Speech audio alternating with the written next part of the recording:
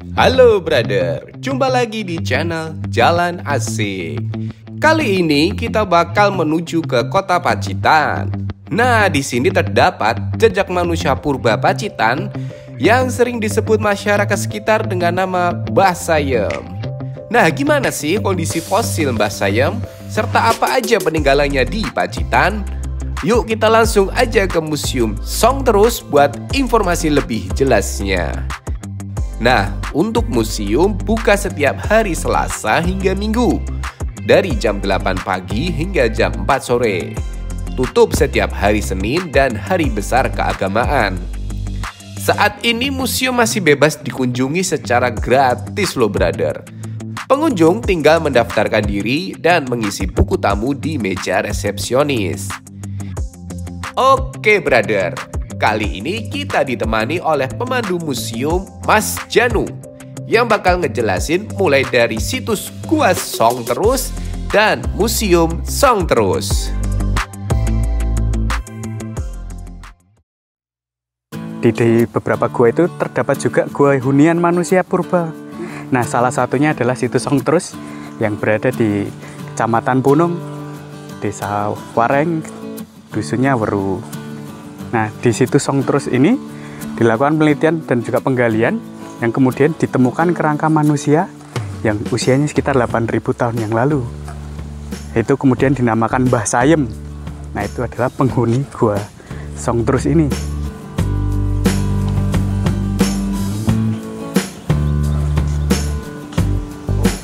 Emang song itu apa sih Mas? Song itu kalau di bahasa sini adalah ceruk atau gua. Jadi kemudian Song itu gua dan terus itu karena tembus di kedua sisinya.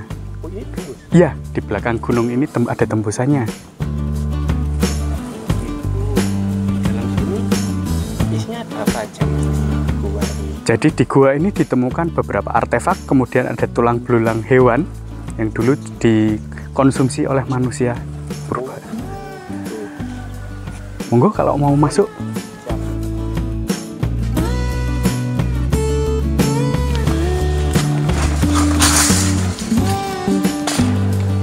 Monggo. Nah, kenapa batu semua ini? Ini namanya gabion. Nah, ini ciri khasnya Museum Song Terus, di mana Museum Song Terus sendiri itu dikelilingi sama gabion-gabion yang terisi dari batu. Ini batu dari Trenggalek. Tapi ini bukan kayak batu karang gitu. Bukan.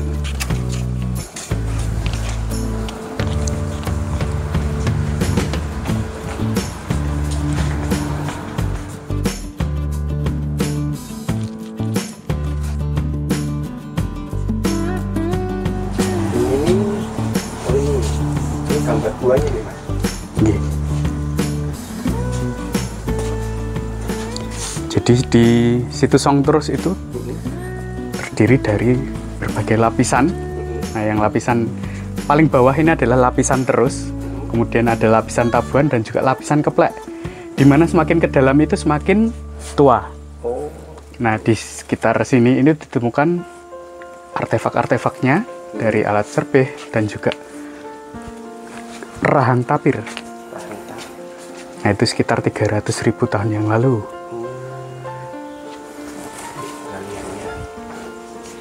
Nah, ini Pak, stratigrafinya. Stratigrafi itu apa Mas? Oh, lapisan. Nggih, lapisan-lapisannya. Jadi setiap ke dalam itu akan semakin tua. Nah, di lapisan terus itu ditemukan artefak batu, artefak alat batu dan juga rahang tapir. Nah, itu diperkirakan 300.000 tahun yang lalu. Kemudian semakin ke atas semakin muda.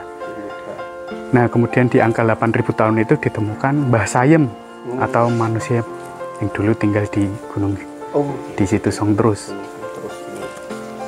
Nah, ini ada replikanya. Ada replika Mbah Sayem. Mungkin nggak jelas, nanti bisa di atas saja. Iya, siap. Udah kelihatan kayak buka tengkorak. Iya, seperti tengkorak. Nah, ditemukan dalam posisinya meringkuk. Mbah Sayem ditemukan di posisi meringkuk. Kayak kedinginan gitu Mas. Ya, itu merupakan ciri khasnya dari manusia modern Australomelanesid. Jadi di posisi kuburnya terlipat dan di atasnya ada bekal kuburnya. Kalau dalam apa namanya lokasi gua itu ada ini mas apa mbah sayanya sudah dipindah ke sana apa masih di sini? Kalau untuk yang asli disimpan di lab arkeologi BRIN di daerah Punung juga. Nah, untuk yang di ruang pamer nanti adalah replikanya. Monggo pelan-pelan. Ya, yang kalau dari yang bawah ke atas stalaktit, dari atas ke bawah itu stalaktit. Kalau yang bawah ke atas stalagmit.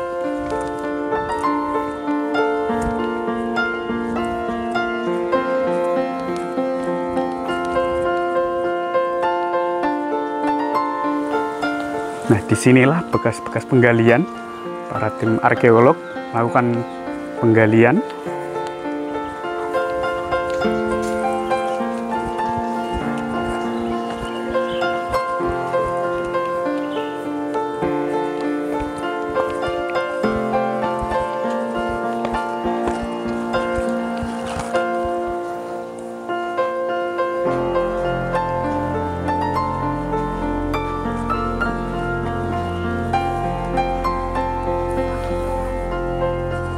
Selam-selam.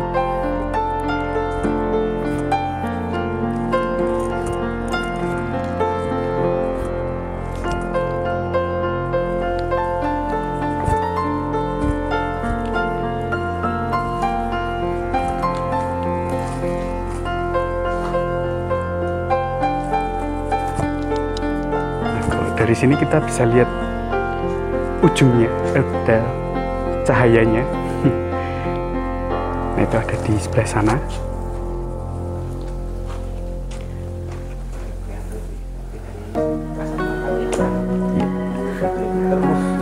Ya, Nyambung sampai ujung. betul. Terus mbah sayang ditemukannya di mana? Mbah Saim ditemukan ada di depan. Iya. Yang di mana? Di dalam sini. Di dalam sini di sekitar alat-alat batu dan juga sisa-sisa hewannya yang ditemukan di sini.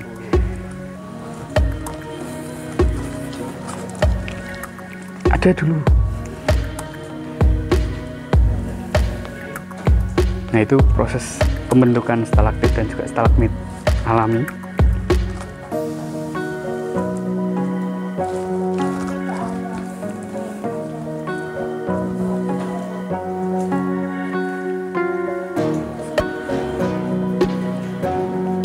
Jadi ini lokasi penggaliannya ya mas. Ya, Dalam berapa meter ya? 6 meter ke dalam tanah.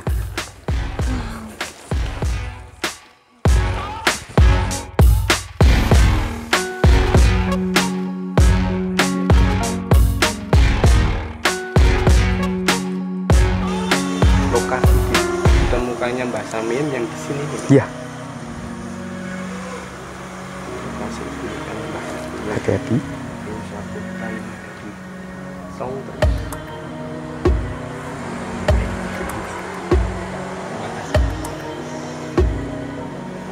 Nah, situs Song Terus ini dikelola oleh BPCB Jawa Timur atau kalau sekarang sudah BPK 11 atau Balai Pelestari Kebudayaan Jawa Timur. Ini masuk geopark itu sebenarnya apa sih mas? Jadi di kawasan Pacitan ini termasuk dalam kawasan Global Geopark UNESCO Gunung Sewu. Jadi Gunung Sewu itu terdiri dari Kabupaten Gunung Kidul, Kabupaten Wonogiri, dan juga berakhir di Pacitan. Nah, itu memiliki karakteristik tanah yang sama, yaitu tanah kars.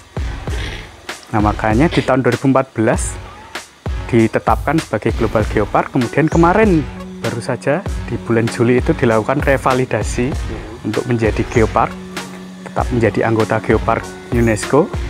Nah, baru kemarin ini di tanggal 6 September Global Geopark Gunung Sewu mendapatkan kartu hijau atau dapat melanjutkan menggunakan nama Global Geopark UNESCO. Oh gitu, kayak ada lisensinya gitu ya? Ya, itu tergabung dalam sebuah lingkupnya UNESCO Global Geopark, jadi sebagai tempat wisata dan juga edukasi. Seperti itu.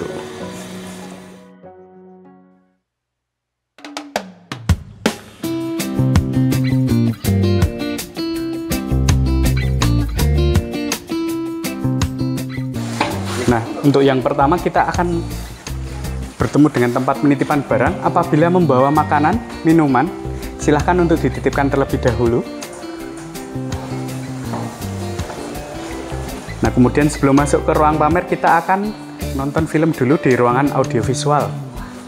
Untuk filmnya sekitar 8 menit. Iya. Tahan, saat yang kanan.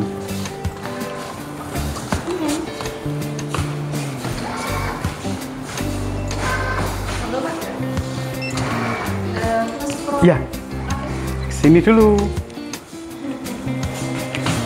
Nah, ini ada ruangan audiovisual. Kita akan nonton film dulu. Ke kiri.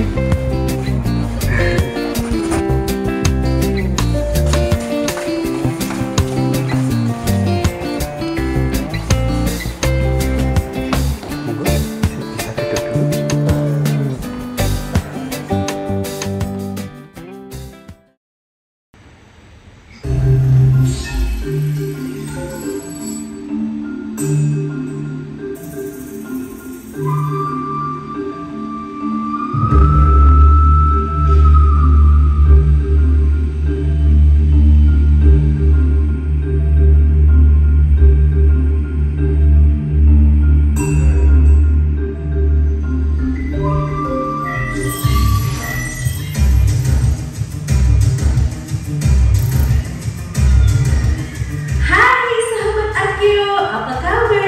Semoga kalian sehat-sehat aja ya. Kali ini Aci akan ajak kalian ke Jawa Timur, tepatnya di Punung, Kabupaten Pacitan. Mendengar kata Pacitan, pasti kalian teringat tokoh nasional yang berasal dari daerah ini. Ayo, siapa dia?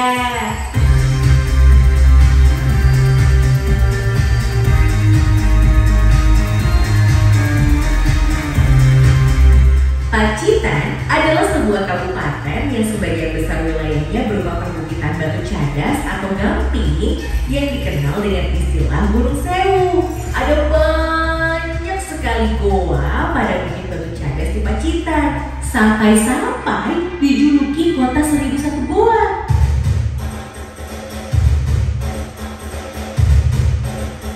Yuk, kita bertualang ke gua di mana para arkeolog dari Pusat Penelitian Arkeologi Nasional bekerja sama dengan para peneliti dari berbagai belahan dunia untuk mengungkap sejarah lingkungan, manusia, dan budayanya sejak ribuan tahun silam. Kita menuju situs Song Terus di Kecamatan Gunung Pacitan. Unik ya namanya Song Terus. Song di sini bukan berarti lagu, tapi artinya goa. Jadi maksud dari nama Song Terus dalam bahasa setempat berarti goa yang tembus pada kedua sisinya. Bentuk gua ini menyerupai lorong dengan panjang mencapai 70 meter dan lebar 15 meter. Ukuran yang cukup luas untuk sebuah gua. 15 besar bisa diparkir berjejer di dalam gua ini.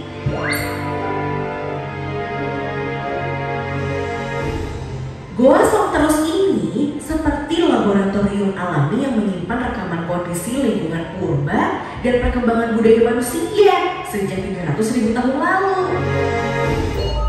Kisah kehidupan masa lalu di Song Terus dimulai pada lapisan terus yang berumur antara 300.000 hingga 80.000 tahun yang lalu. Sekitar 300.000 tahun lalu, Song Terus masih berupa sungai bawah tanah yang mengendapkan pasir, bebatuan, sekaligus benda-benda purbakala seperti artefak batu dan sisa binatang masa lalu. Sebuah gigi tapir, hewan penghuni hutan hujan tropis yang kini telah punah di Jawa, pernah ditemukan pada lapisan ini. Antara 112.000 hingga 80.000 tahun yang lalu, aliran sungai bawah tanah surut, sehingga gua ini mulai kering dan dihuni oleh manusia. Hal ini dibuktikan melalui adanya jejak-jejak aktivitas manusia, seperti tulang belulang sisa makanan, serta artefak dari batu rijang yang berwarna kemerahan, serta tepian yang masih tajam.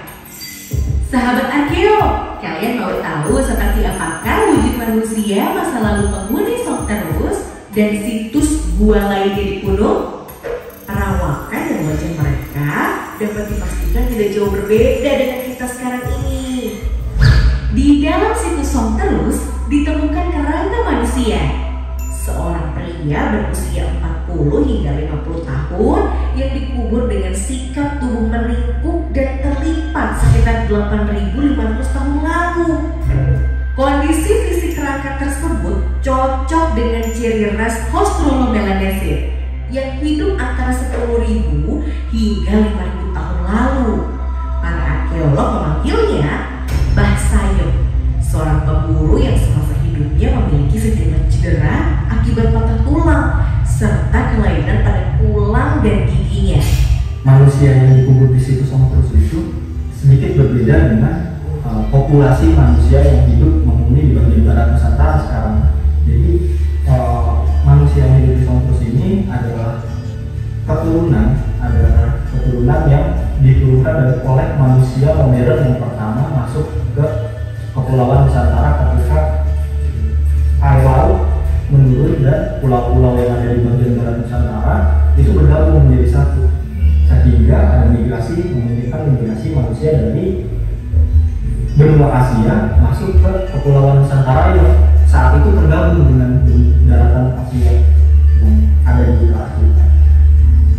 Manusia yang mencapai wilayah barat Indonesia sekitar 80.000 sampai 70.000 tahun yang lalu itu menurunkan satu populasi yang spesifik yang disebut dengan ras Australomelanesid. Nah, inilah yang menjadi keturunan dari manusia pertama yang menghuni di Pulau Jawa. Setelah itu, antara 4.000 hingga 3.000 tahun yang lalu, muncul populasi lain yang menggantikan Australomelanesid. Mereka adalah ras Mongolit, pendatang baru yang memasuki Nusantara dengan berlayar mengarungi laut lepas. Ciri-ciri ras Mongolit di Punung terlihat pada rangka manusia dari situs Songkepleng.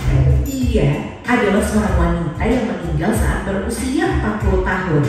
Wanita ini dikubur sekitar 3.000 tahun yang lalu.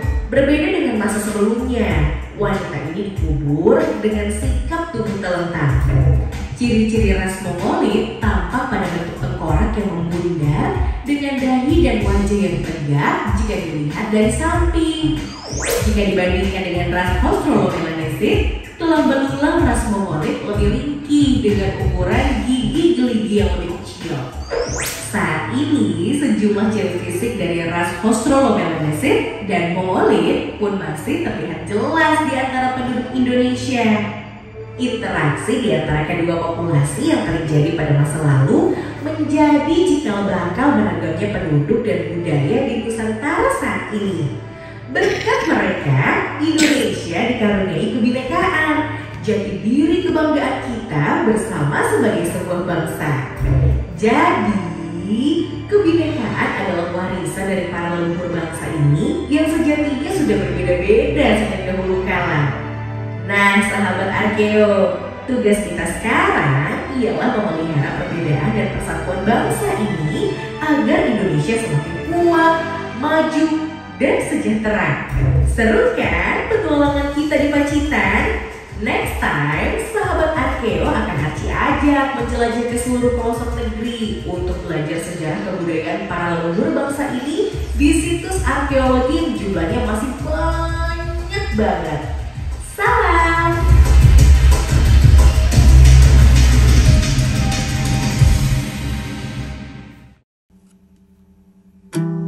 Oke brother, selanjutnya setelah kita nonton video dari museum, kita lanjutin ke gedung utama museum yang ada di lantai 3. Jalannya santai aja ya brother, soalnya jalannya menaik nih. Nih, kenapa jalannya menaik ke atas mas? Oke, nah ini kenapa naiknya ke atas memang didesain untuk seperti itu. Jadi lantai 1 untuk kantor, lantai 2 untuk pengunjung umum, dan lantai 3 untuk ruang pamernya. Tetapi di jalur ini namanya ramp, itu bisa digunakan oleh pengguna kursi roda dan juga untuk lansia agar jalannya tidak terlalu ngos-ngosan. Bener-bener.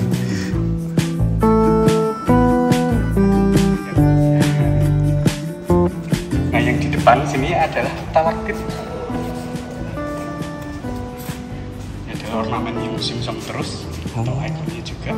Berarti ini ceritanya salaktif ya? Ya, Dari tembaga atau dari luarnya saja. Oh, dari luarnya Oke. saja. Oh gitu. Tapi ini Bawahnya lampu tajam. atau cuma hanya sebagai ornamen, Mas? Ornamen saja, jadi lampunya yang di bawah disorot dari bawah. Oh gitu. Oh iya iya. Keren. Ya, bagus. Ini yang desain siapa, Mas? Nah, nanti ada Oh, nanti ada di sana. penjelasannya. Oh iya. Ada. Nah, kita akan masuk ke ruang pamernya. Ya. Silakan.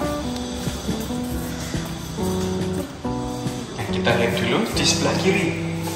Ini adalah lukisan tentang alam Gunung Sewu tahun 1853 yang digambar oleh Pak Jumun, seorang peneliti.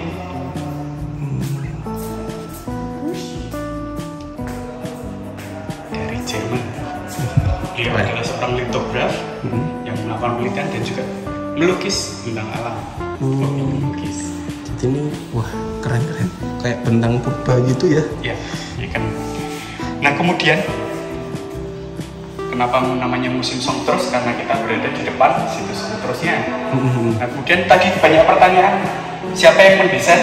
Nah, ini adalah gambar desain musim song terus yang dibuat oleh PT Urban, yang salah satunya tergabung Pak Ridwan Kamil. Gitu. Ternyata terjawab sudah. Keren. Nah, juga kenapa di luar musim song terus itu dihiasi oleh gabion, yaitu menggambarkan tentang interpretasi kehidupan manusia di Gunung Sewu yang masih menggunakan alat batu sebagai alat kehidupan sehari-hari. Nah, walaupun namanya musim song terus, tetapi di ruang pamer ini tidak hanya menampilkan koleksi dari situs song terus saja, tapi kita menampilkan koleksi dari Gunung Sewu. Gunung Sewu itu ada di mana? Selanjutnya akan saya jelaskan. Nah, di sebelah sini ada video mappingnya.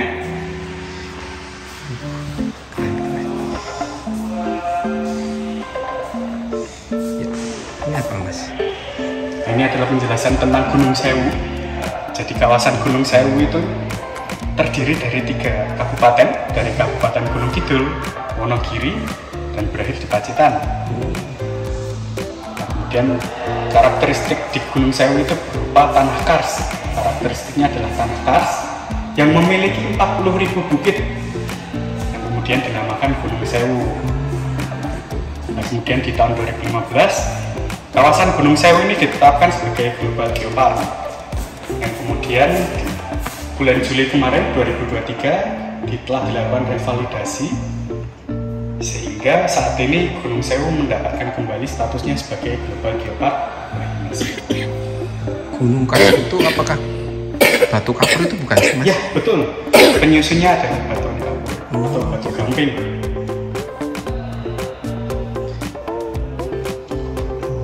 Jadi ini banyak gua-gua di sini ya. Betul. Banyak gua terutama di Pacitan. Nah, itu karena karakteristik Gunung Sewu itu adalah tanah kars. Nah, itu memiliki ceruk alam dan juga sungai aliran bawah tanah. Jadi memiliki gua, ceruk, luweng, dan juga sungai aliran bawah tanah. Nah, itu merupakan ciri khasnya di Gunung Sewu. Kalau sejarahnya Gunung Sewu itu kenapa kok yang ada cuma di 3 daerah ini tadi? Misalnya kalau ke arah utara kok udah nggak ada gitu, kenapa, Mas? Oke. Nah, itu adalah fenomena alam di mana dulunya Gunung Sewu itu adalah dasar laut. Kemudian karena tekanan daratan, kemudian mengalami kenaikan sehingga menjadi sebuah daratan. Dan disitulah kenapa cuma di 3 kabupaten tersebut yang memiliki karakteristik bukit kapur di Pulau Jawa bagian selatan. Itu sehingga kayak misalnya tuh batuan kapur yang bentuknya seperti kayak karang-karang tajam-tajam gitu ya, Pak? Ya, itu karena dulunya memang berada di dasar laut, kemudian terangkat. Kemudian di sini Gunung Sewu zaman dahulu atau masa prasejarah itu kaya dengan flora dan fauna. Jadi dulu itu ada sabananya di Gunung Sewu, makanya banyak hewan-hewan tinggal di Gunung Sewu. Itulah kenapa alasannya manusia juga ikut tinggal di Gunung Sewu, karena banyaknya sumber makanan dan juga banyaknya gua yang bisa digunakan sebagai tempat tinggal.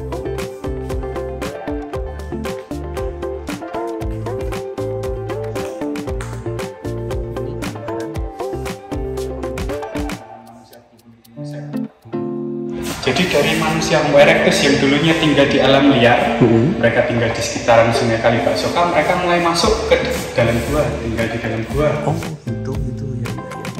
Karena perubahan suhu juga, mereka mulai mendiami di gua-gua dan hidup secara berkoloni. Walaupun dulu sudah berkoloni, tapi sekarang lebih terstruktur lagi seperti yang ada di gambar di atas.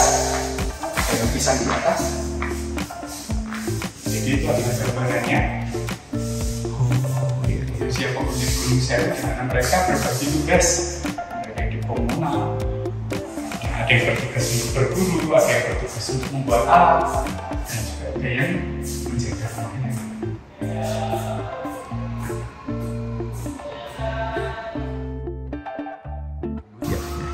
Nah, kita lanjut. Kemudian di sini kita belajar tentang geomorfologinya. Yang saya jelaskan tadi bahwa Gunung Sewu itu kaya dengan flora dan fauna, dengan banyaknya vegetasi alam dan juga tumbuhan dulu di Gunung Sewu. Namun Gunung Sewu itu juga di bawah tanahnya memiliki gua dan juga sungai aliran bawah tanah dan juga luwung. Luwung. Iya. Luwung itu kayak apa sih? Gua yang vertikal. Gua vertikal. Iya, yang vertikal. Nah, kemudian sebelah kanan ini adalah batuan penyusunnya Gunung Sewu dari batu andesit, kemudian batu gamping dan juga batu rijang. Kalau yang di sebelah kiri ini adalah ornamen gua dari mutiara gua dan juga stalagmit. Iya. Jadi itu kayak tes-tesan kayak di gua tadi, tapi terkena mineral sehingga dia mengkilap.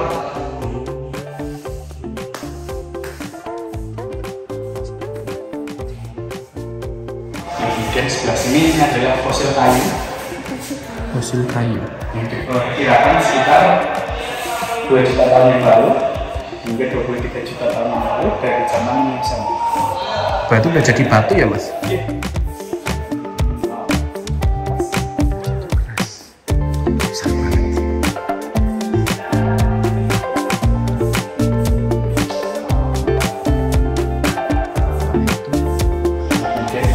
Flora dan faunanya sebelah sini kita belajar. Jadi dulu itu floranya beragam dari karet, pohon jarak.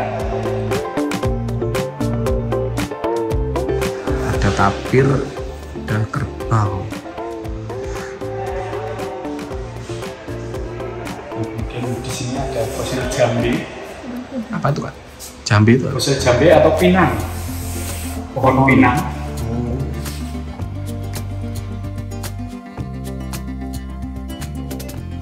Ini adalah fosil cetakan daun. Jadi di bagian itu terdapat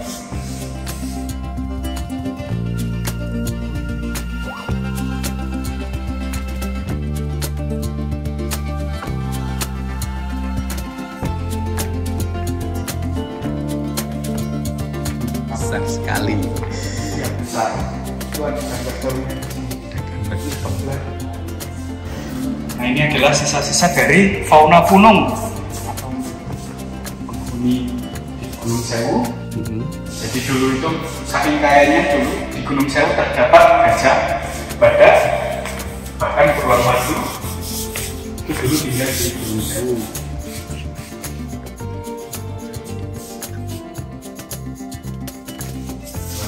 Kerbau, kerangka besar. Ini Itu adalah tengkorak babintan. tengkorak babintan. Oh, yang gajah ini. Nah, ini adalah gigi gajah. Kayak di sana. Kecil sekali ya. Sakuan. Badak. Yang ini? Taring beruang. Taring beruang. Wah. Ada fragmen terenggiling ya. Panda. Wah, ini kecil sekali. Ini adalah lutung Jawa. Lutung Jawa. Kecil. Kecil sekali. Kecil. Kecil sekali. Juga dulu itu di Gunung Sewu terdapat hewan endemiknya, yaitu adalah namanya ekor panjang dan juga orangutan. Orangutan? Iya, dulu ada di Gunung Sewu. Orangutan kayak di Kalimantan itu. Iya, betul. Nah, semua semua hewan ini saat ini telah punah di Gunung Sewu karena perubahan iklim dan juga bentuk vegetasi dari Gunung Sewu. Jadi sudah mulai berpindah ke ujung barat Pulau Jawa. Akan saya tanyakan ke timnya dulu. Nah, kemudian ini adalah para penelitinya di Gunung Sewu. Yang di sebelah kiri ini adalah Pak Jumbun, beliau yang melukis. Oh, yang depan tadi. Tentang alam Gunung Sewu. Ini ada Pak Jacobson, yang menemukan kepiting tadi. Oh, yang menemukan kepiting. Tahu saya. Ini adalah Pak von Konsborg. Beliau yang melakukan penelitian di Kali Baksoka sehingga menemukan 3 ekor batu yang kemudian dinamakan Pacitanian. Oh, ini bapaknya ini banyak banget ya, Pacitan, Sangiran. Ya kan dari Sangiran beliau melakukan penelusuran dari Bengawan Solo Purba. Beliau menemukan aliran ke Sungai Baksoka juga. Akhirnya melakukan penelitian itu. Kemudian yang terakhir ke Pak Teguh Jakob. Teguh Jakob, ya.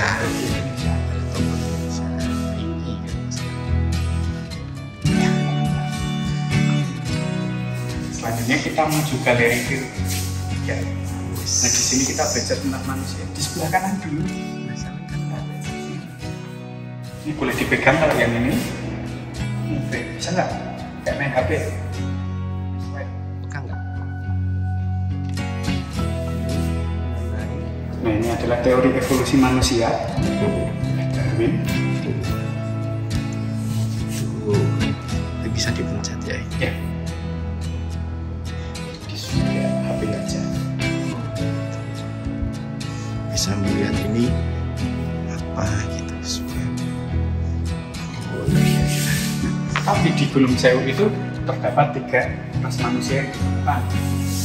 Jejaknya yaitu adalah Homo erectus, kemudian ada manusia modern awal dan juga manusia modern. Yang tadi Mbah Sayem itu tadi ya. Mbah Sayem sudah masuk di manusia modern. Masih modern ya. Untuk representasinya dari Homo erectus di sebelah kiri ini adalah Sangiran 17, bukan di Sangiran. Tengkorak Homo erectus. Homo erectus kelihatan batang tengkoraknya. Kalau yang ini adalah representasi dari manusia modern awal. Iya. Homo wajakensis. Tapi matanya gelap. Iya, kan sudah meninggal. Ini tinggal tulangnya saja. Iya, ada. Nah, kemudian di sebelah sini kita belajar tentang kehidupan Homo erectus yang dulu tinggal di Gunung Sewu. Yang dulunya tinggal di sekitaran Kali Baksoka.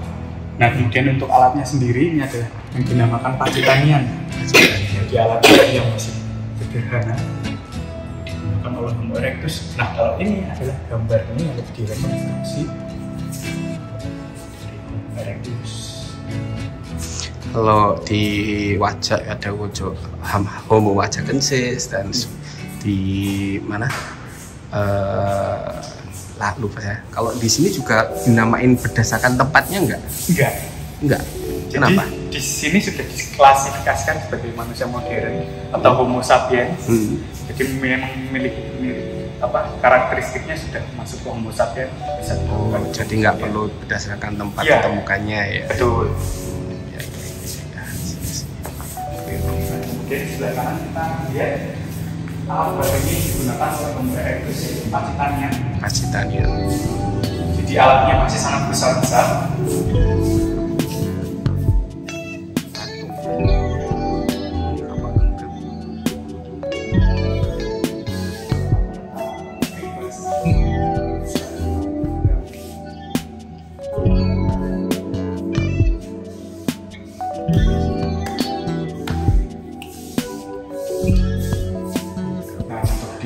Ini memang alatnya masih sangat besar. Nah, mungkin mulai berubah menjadi datang manusia modern awal. Mereka menggunakan gua sebagai ruang hunian, bengkel dan juga kuburan. Gitu. Apalagi di sini banyak sekali gua ya. Betul.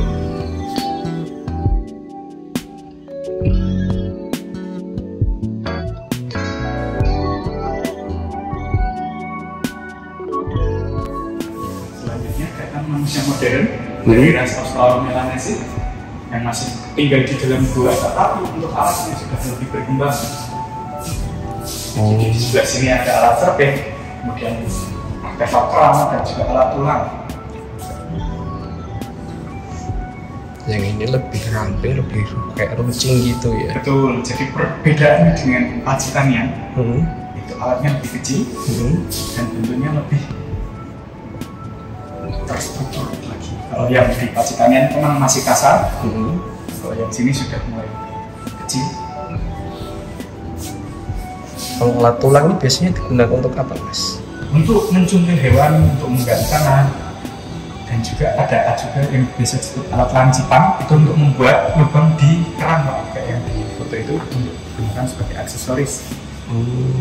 Jadi dibuat lubang untuk kayak kalung gitu ya. Sudah mulai ada jiwa seninya ini. Kan juga bengkel alat batu itu kan juga seni. Jadi gitu. di pacitan ini itu sudah terkenal ke bengkelannya.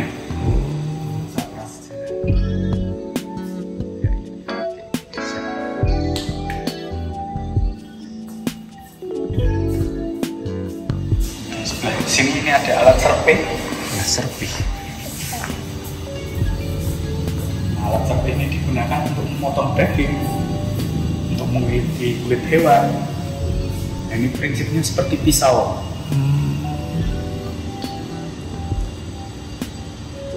Kecil sekali ya.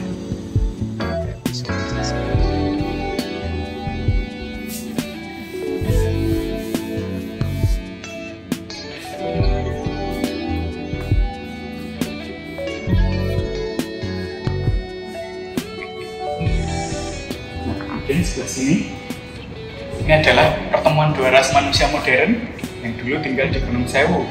Nah, manusia modern pertama yang tinggal di Gunung Sewu itu adalah manusia modern dari ras Australomelanesis. Nah, kemudian juga datang manusia modern dari ras Mongolit. Asia. Nah, kemudian ini adalah artisnya Song Terus.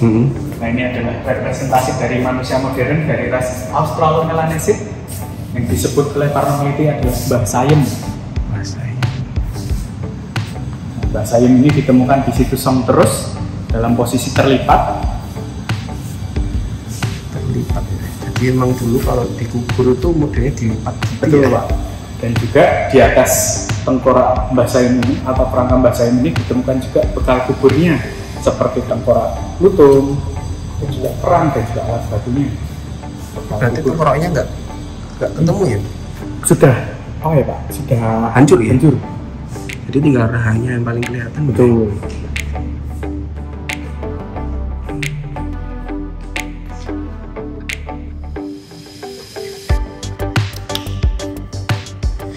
Tadi diceritakan Mbah Sayem itu banyak luka dan sebagainya, itu bisa diperkirakan kenapa, Mas? Nah, banyak luka itu karena Mbah Sayem itu diperkirakan dulunya adalah pemburu. Jadi beliau itu adalah pemburu hewan.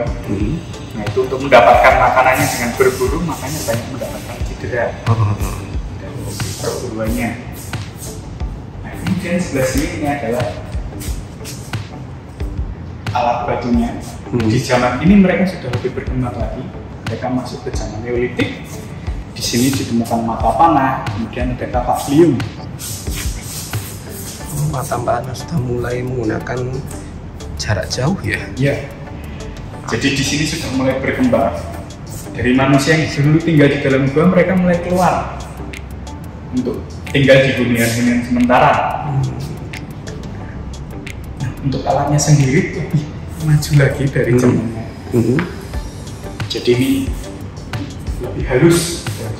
Nah, ini adalah proses pembentukannya dari sebuah kapak liung dari batu. Ini batu kasnya Namanya batu rijang. Nah, Kemudian mulai ditata, dipukul, kemudian sampai menjadi halus seperti ini.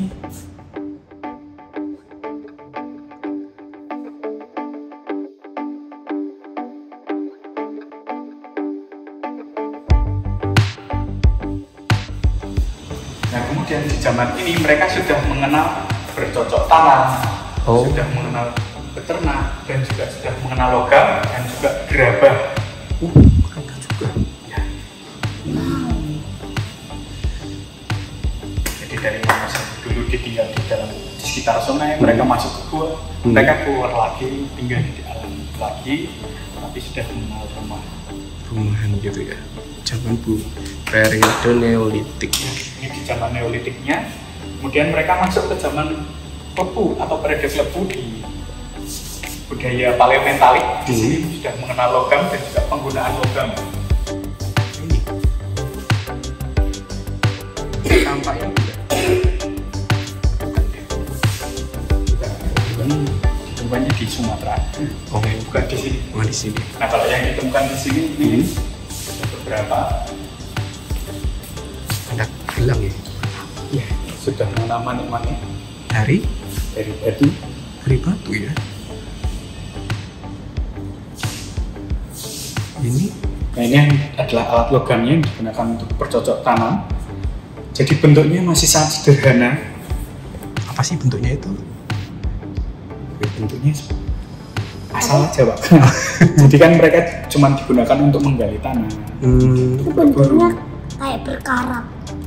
Iya, karena sudah lama di dalam tanah, ini bukan berkarat. Sudah lebih karat. Karat. Nah, kalau yang ini adalah pecahan gerabahnya yang ditemukan di situs Klepu. Jadi di Punong, di Pacitan sendiri itu ada situs terbuka atau situs perbengkelannya. Nah, di situ juga banyak terdapat sisa-sisa dari pembuatan kapak liung. Salah satunya adalah situs Padanan, Ngerijang Sekar, Ngerijang Sengon. Nah, itu merupakan situs terbuka.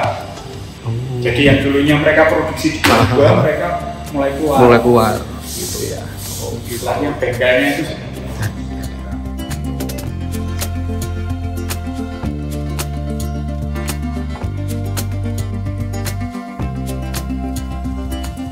Apalagi masih di sini. Nah, kalau ini adalah stratigrafinya di situs Songterus, di mana lapisan paling tua atau lapisan paling bawah itu dinamakan lapisan terus. Kemudian yang di tengah itu namanya lapisan tabuhan, yang di atas dinamakan lapisan keplek.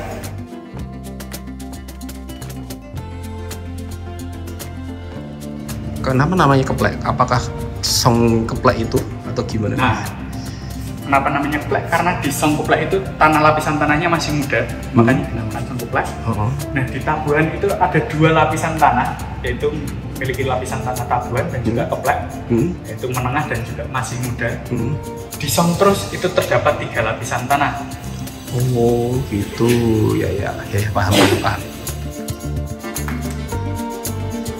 Oke, terima kasih penjelasannya. Kita akan lanjut ke galeri selanjutnya. Kita akan menyeberang ke jembatan kaca yang musim Songterus. Ini biasanya spot foto favorit. Terima.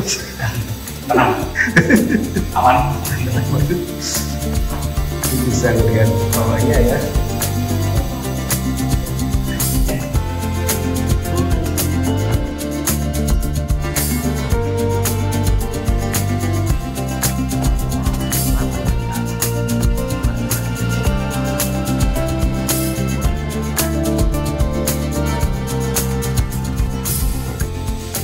Nah, kalau di sini adalah rekapan alat batunya. Nah, di sini saya jelaskan yang ini adalah perkutor atau hammerstone yang digunakan untuk memukul alat batunya. Oh, yang untuk membentuk tadi ya? Iya. Jadi semua alat batu itu dipukul menggunakan perkutornya seperti ini. Perkutor. Hingga menjadi seperti ini. Ada kapak genggam, ada kapak rimbas. Nah, ini penggunanya masih pakai tangan.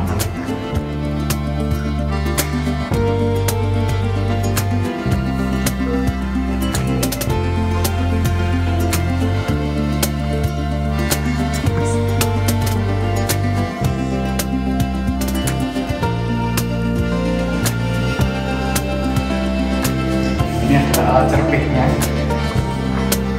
Itu alat yang digunakan untuk memotong daging, untuk membesuk kulit hewan.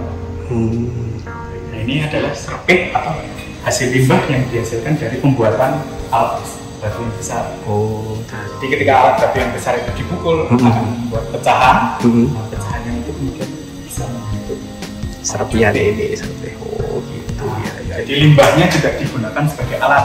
Oh ya ya ya, pinter-pinter, udah manusia modern. Ya, itu. Nah kemudian ini ada mata panahnya.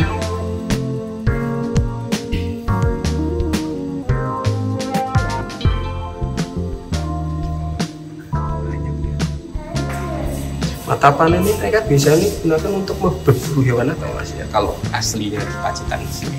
Ya, untuk hewan buruannya biasanya dari babi, kemudian monyet. Monyet tadi. Jadi monyet itu dulu merupakan sumber protein utama dari manusia.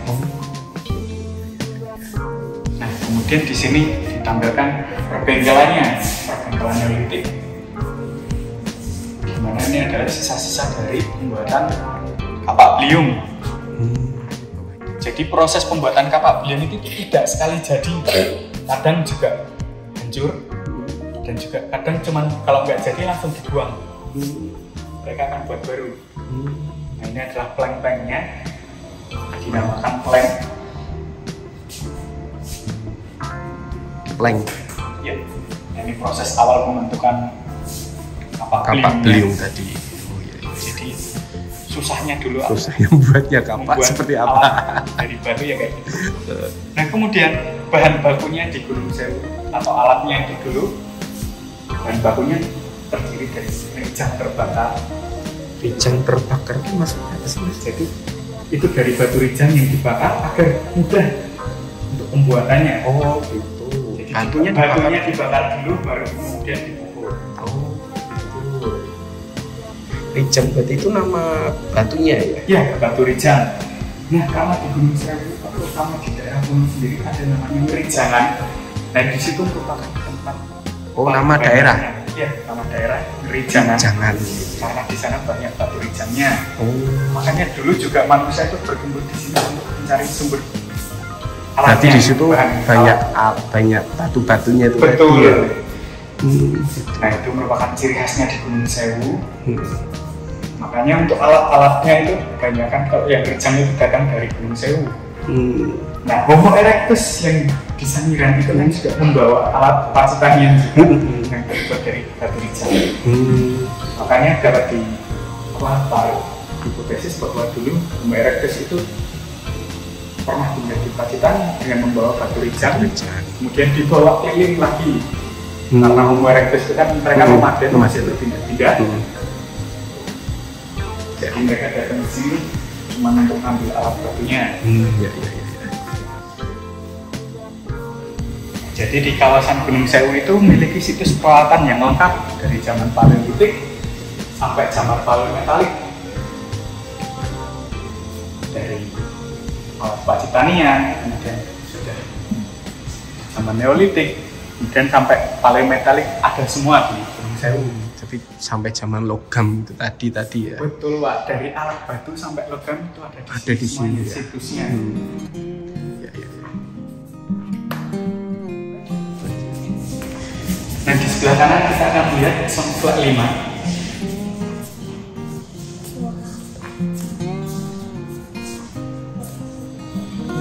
Nah ini adalah songklak 5 atau kerangka manusia yang ditemukan di Songkoplek. Nah ini adalah individu nomor 5. Kemudian dinamakan Songkoplek 5. Songkoplek berarti di daerah Gua Keplek ya. Songkoplek. Iya. Nah, ini adalah representasi. Kalau yang ini yang udah Mongolit. Mongolit yang terlentang. Iya. Untuk pengukurannya. Ada penjelasan ya kenapa yang ini terlentang, yang tadi terlengkup gitu. Oke, perbedaannya karena memang beda kebudayaan Pak.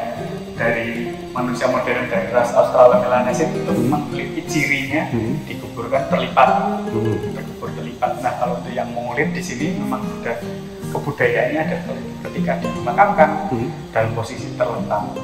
Itu karena perbedaan budaya aja ya. Saya juga asalnya juga beda soalnya. Ya. Nah, ini adalah aksesoris atau perhiasannya yang dulu digunakan oleh manusia di Gunung Sewu. Tangan liat, kemudian perhiasan dari gigi taring monyet.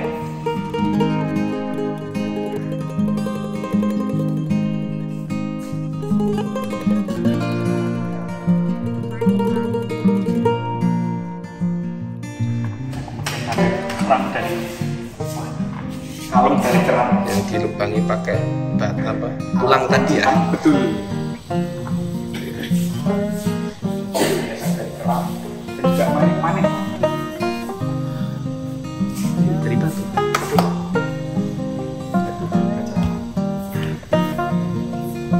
bukan situs lepu atau situs terbukanya. Yang ini Nah, selanjutnya kita akan memasuki lorong waktu. Dari manusia yang menggunakan alat batu, kita akan berjalan sampai manusia modern zaman sekarang. Dari alat budayaannya yang masih sederhana sampai menjadi kompleks sampai sekarang. Ceritakan terus.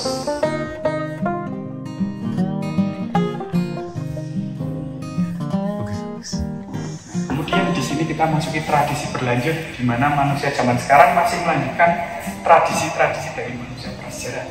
Yang satunya adalah alat pertanian dari pengolahan tanah. Jadi dulu manusia prasejarah itu masih menggali tanah.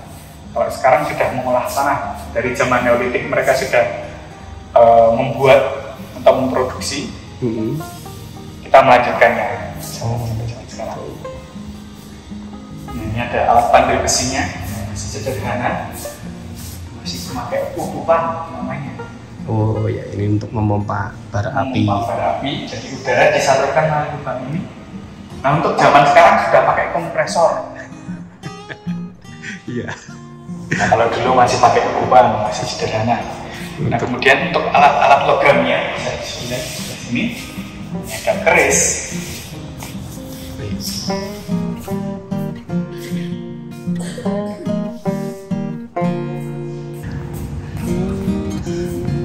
Wah, ini desainnya tidak membosankan. Desainnya interaktif.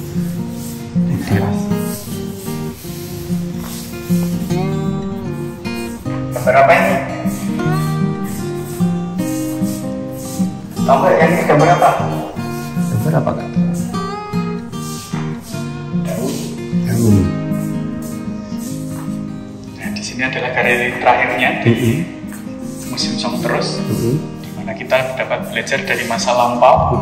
Jadi dari manusia prasejarah kita belajar kehidupan.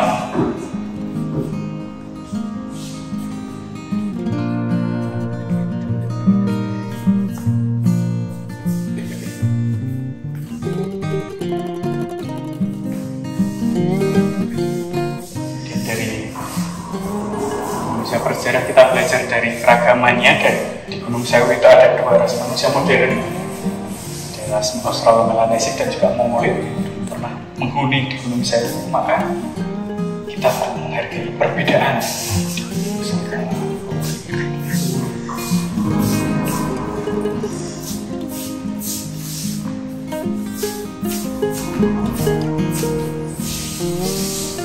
Ini adalah fotonya zaman dahulu di kawasan Gunung Sewu, juga zaman sekarang.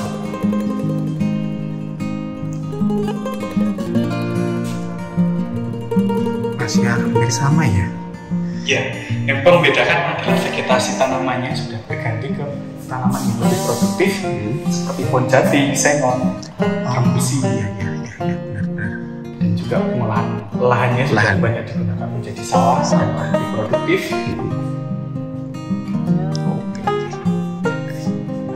Itu saja, Pak. Perjalanan kita di ruang makannya Museum Song Terus. Terima kasih. Iya, terima kasih. Nah, itu tadi jalan asik ke Museum Song Terus di Pacitan, Jawa Timur. Semoga informasi ini bermanfaat ya, brother. Jangan lupa jika ke kota Pacitan masih banyak spot wisata yang wajib kalian kunjungin. Mulai dari keindahan pantai hingga bentang gua yang begitu banyaknya. Baiklah brother, jumpa lagi di lain kesempatan dan wassalamualaikum.